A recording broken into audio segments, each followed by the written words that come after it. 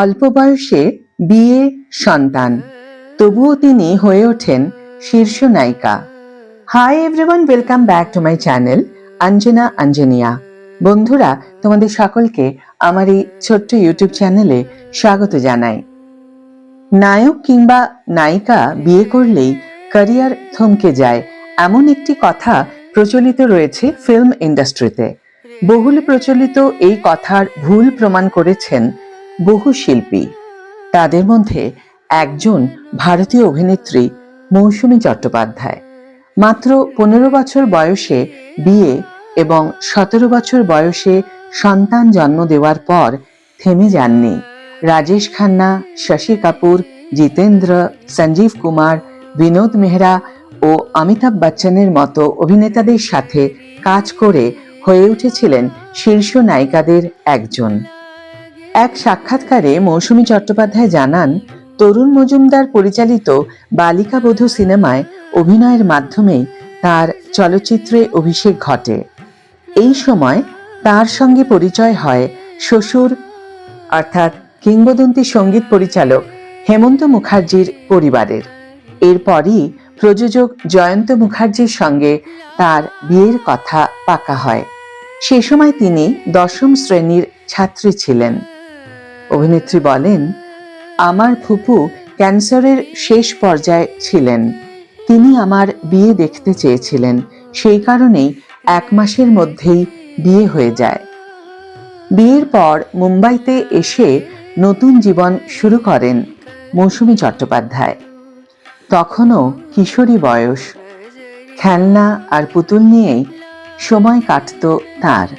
17 বছর বয়সেই মা হন এই অভিনেত্রী। পরবর্তীতে 1970 থেকে 80-র দশকে তিনি বলিউড ও বাংলা চলচ্চিত্রে শীর্ষস্থানীয় নায়িকাদের মধ্যে একজন হয়ে ওঠেন। তিনি প্রায় 100টির বেশি সিনেমায় অভিনয় করেছেন।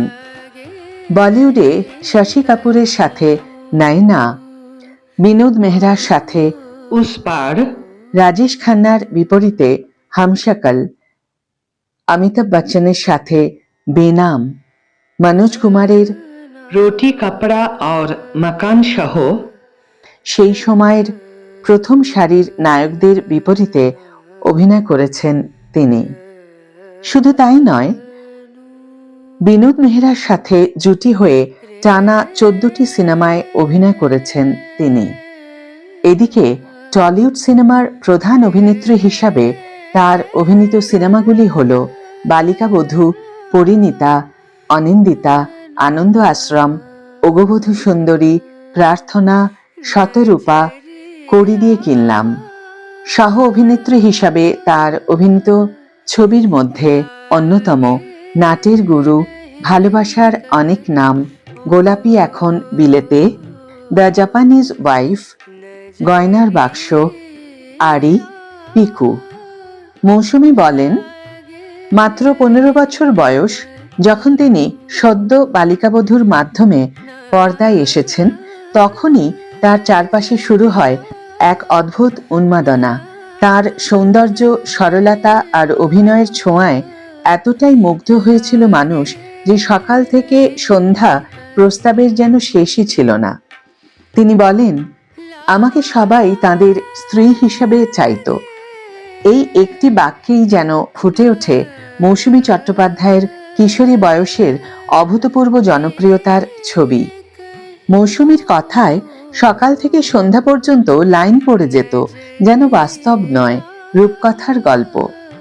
এই অগাধ জনপ্রিয়তাই একদিকে তাকে করে তোলে বিশেষ, অন্যদিকে তৈরি করে চাপও। আর ঠিক সেই সময় তার জীবনে আসে অন্যরকম মোড়।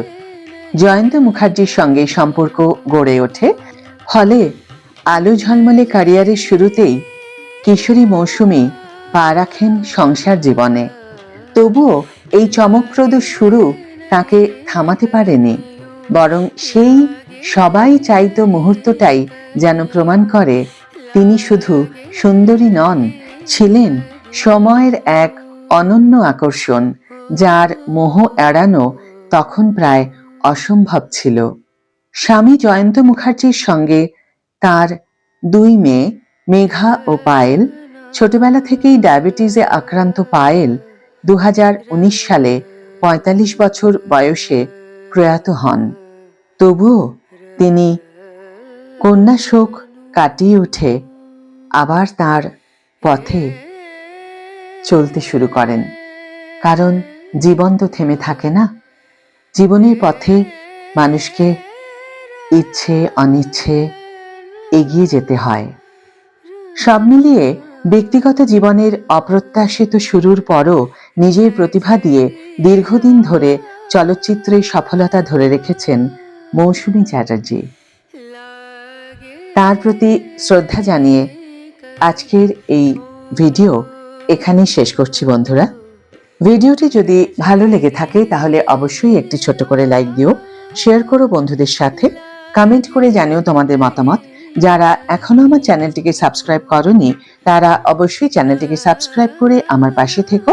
আর যারা অলরেডি সাবস্ক্রাইব করে দিয়েছো তাদের জন্য আমার অনেক ভালোবাসা এবং অনেক ধন্যবাদ।